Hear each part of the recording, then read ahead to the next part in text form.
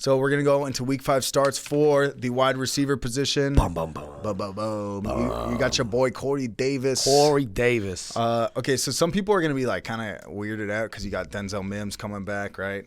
And you got Elijah Moore. You know, you have some Jameson Crowder coming back. You do have like a lot of options. Like, you know, why do you love Corey Davis with the Jets? He's been the guy. I mean, you could tell in the preseason. Oh, you have some good stats on him. I forgot. Yeah. Some funny ones, some good ones. But yeah. If you did watch last game, that one pass that he threw to Jameson Crowder, like that deep ball, Corey Davis was right there wide open next to him too. I don't know if you noticed that. Okay. He could have easily have caught that ball, but he's like, oh shit, that's not for me. But I mean, Zach Wilson's thrown for 4 passing touchdowns. Corey Davis has 3 of them. Yeah. So he's definitely the number one guy.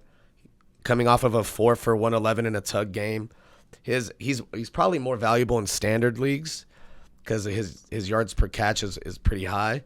But I mean, 7.5 targets a game. He has 7 TDs, he's 7th in the NFL in touchdowns and 29th in targets. So normally I'd say, well, look out for that, but he's a number one guy over there. So it's like he doesn't need all these targets to be efficient or be good. Almost reminds me of like Diggs with the Vikings. He was more like the deep ball guy, like the more yards per catch, and Thielen was the other guy. Yeah, a lot of air yards. Air yards for sure.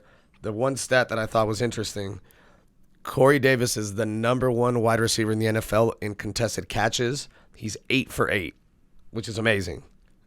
But my man, there's a but, has 5 drops, which is 3rd in the NFL. So basically, you need to only throw him the ball when someone's around him. He ain't gonna drop it. He's got look like that. That's a good catch. He's got to focus. I think it's funny though. But yeah, good pick. I mean, he's someone too. If he has another good week, I would look to maybe acquire if you're like hurting and you're injured. Kind of do like a 2 for 1. Because I feel people aren't sold on Corey Davis yet. You're like, oh, it's Corey Davis. Because he still has those like 3 for 25, 3 for 40 yard games. Yeah. But the weeks where he goes off, he goes off. And I think he's going to do it more this year than last, being the number one guy.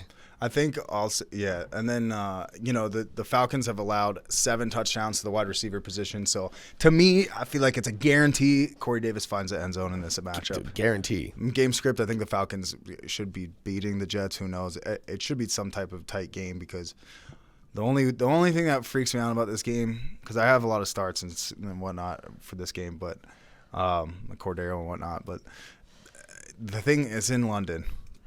Yeah, that's the only thing that scares me, is just because these games go fucking anywhere. But I love Corey Davis. I'm starting him in a couple leagues too.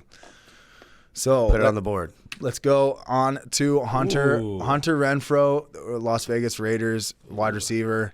Dude, this guy's been getting targeted like fucking crazy. Yeah. So I love me some Hunter. Where we at? Hunter Renfrow. Sorry. The Bears have been giving it up a lot to the wide receiver position too, just because they kind of, a little pass rush, whatnot. So it feels like anytime I'm watching a Raiders game, they're just, every time I look up, it's like Hunter Renfrow. Especially on third down. Yeah, so that is why I love Hunter Renfrow this week. Freaking, I almost put him in the sleeper category, but I'm feeling so confident that I'm going to definitely just throw him in my wide receiver. Wide receiver, yeah. I mean, he is top 25 right now, which is crazy to think. Yeah, 9, 7, 6, 8 targets, and he's making moves with all those. He's still yet to break 100-yard game, but I think in this one you'll definitely see it, and should find the end zone. I think. Yeah, I like it. Bears giving up also 7 touchdowns, 787 yards on the year. Oof. They're in the bottom 6 defenses against the wide receiver position. So 30 points average to the wide receiver position. And if I'm going to pick one Raiders wide receiver that I love, it's more consistent. He's like, to me, this might sound just because he's white. Wait. Cole Beasley. Yeah, well, no, but that's what I was gonna say. He's like a Cole Beasley, a better white wide receiver. Who? Cooper Kupp, but close. But kind of the same type of guy. Nothing crazy deep, but just pepper you with 7-yard passes. Yeah, and then gets connected. He can get connected in the end zone too. Because third down, I swear he looks his way, and I think the Chargers started figuring that out when I was watching the game. when it got to third down, they were just like, all right, just make sure that Hunter Renfrow's covered. Yeah. I remember it was at the Ravens, actually, week 1, same thing, because I was watching. I was like, dude, he's their third down guy. Yeah. Towards the end of the game, they started putting Marlon Humphrey on him on third down.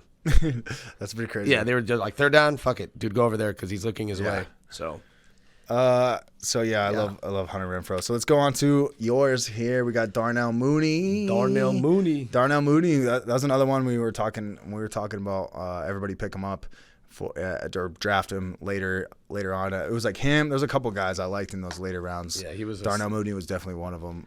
And this is like the fucking wide receiver one for the Bears now. Yeah, for He sure. said, Allen Robinson, fucking look out, bud. I'm here, guy. Yeah, to start, so this is just for since Justin Fields started playing, he has like 50-something pass attempts. Darnell Mooney has 28.9% target share. Allen Robinson has 25. But it's just, if you watch this Bears game, like I was telling you, Justin Fields' first 4 passes were Mooney for 4, Mooney for 4, Mooney for 21, Mooney for 64. So they're like 2 possessions into the game, and he had 93 receiving yards in like 10 minutes. Yeah. And it was crazy. I mean, he almost broke that 64-yarder. He actually could have led him for a touchdown. But either way, I mean, you can see that they have the connection. They were talking about it in the preseason. But there's a couple stats that I feel he's already doing good, but I feel he'll see an uptick in. He has 6.5 targets a game. I think that'll go up a little bit, maybe to like 8, maybe even more. I mean, 8 per game is still solid, but Fields really does like him. And the 2 stats that I did like was he's 16th in the NFL in air yards, and that's with Andy Dalton and Justin Fields. And he's 18th in the NFL in target share. That was with both of them.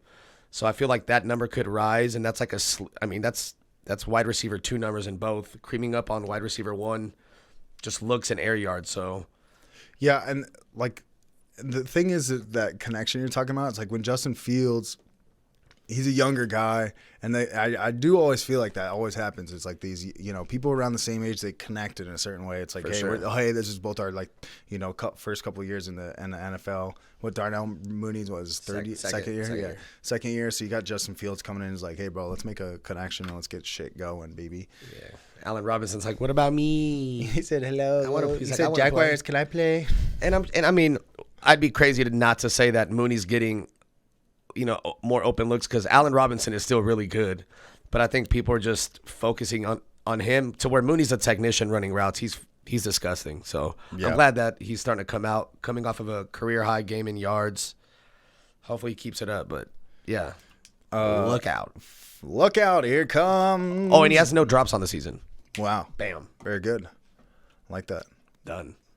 Let's go on to Marvin Jones Jr. Young Marvin. Marvin Jones Jr. I got some old Lions highlights for you there, but check it out. Marvin Jones Jr. This goes for Marvin. Marvin Jones Jr. and Laviska Shenault too. I like both these Jaguars wide receivers in this matchup against the Titans. The Titans are their defense is fucking not good. Guess which rank they are in? They're in the basically in every category. Doo-doo. They're the bottom, literally the worst defense against the wide receiver position. Averaging 36.2 fantasy points per game against them. I mean, fuck, dude. Marvin Jones has just been, definitely him and Trevor Lawrence have this connection. We were just talking about Darnell Mooney's connection. Marvin Jones definitely has that. But just in this matchup, I'm starting every Jaguars wide receiver here. Marvin Jones especially. And Marvin Jones has kind of been one where you're like, do I play him this week? Do I not? I think a lot of people, where they got him at, like they've been kind of iffy on it. But I think week 5, you fucking start him for sure. Yep. I agree. I mean, especially now that DJ Shark's hurt. Yeah. Last week was more like a James Robinson game. They definitely, try to get him more involved. But before last week, I mean, he was averaging almost 10 targets a game. He had 29 targets in 3 games, so 9 point, whatever the fuck. Right? Yeah. 9.5, 9.7, whatever. But, I mean, he's always on the field. Snap percentage, 91, 88, 97, 93. And now there's going to be targets to go around. Even if there's 5 or 6 left or open, Marvin Jones is going to be getting them. I mean, he hasn't had a 100-yard game yet. I'm still waiting for that Marvin Jones game. He always has one. I remember last year, the year before, I faced him when he had that fucking 100-yard, 4-touchdown game. I was like, I God hate damn him. it. It could be this week. It could be this week. He always has that one week where he'll go off. Yeah. So, but I think this also goes for Laviska Shenault as well. No, for sure. And the thing about Laviska, he's a little more versatile than Marvin Jones as far as like you can line him up at H-back. You can line him up at fucking Wildcat. You can do end arounds. Marvin Jones is more your traditional wide receiver to where Viska's like kind of like a jack of all trades. Yeah, Marvin Jones is like this year's Jameson Crowder, huh? From last year. He's out there doing his thing. I'm a big Marvin Jones guy. And my bold call, hopefully he does it, top 24 wide receiver. Oh yeah, nice. I like that. He's there. I remember that. Yeah, bold He's prediction. Let's go. Hey, did you like that video? No, not the one of Big Ben completely eating shit when nobody even touched him. I'm talking about our fantasy football video we just did. You just watched. Well, guess what? That was just a clip from the full audio podcast. So if you want to check out the whole thing, links down below. AVG Fantasy Football, podcast, Stitcher, Spotify, all of them. Anywhere you can get audio podcasts, we're there. Go ahead and check it out. And if you don't want to look at your fantasy team to look the way Big Ben does right here, wait for it. Come on, replay. This is your fantasy team. But that won't be your fantasy team if you subscribe to AVG Fantasy Football. So go ahead, subscribe and like this video. Subscribe to the channel and like.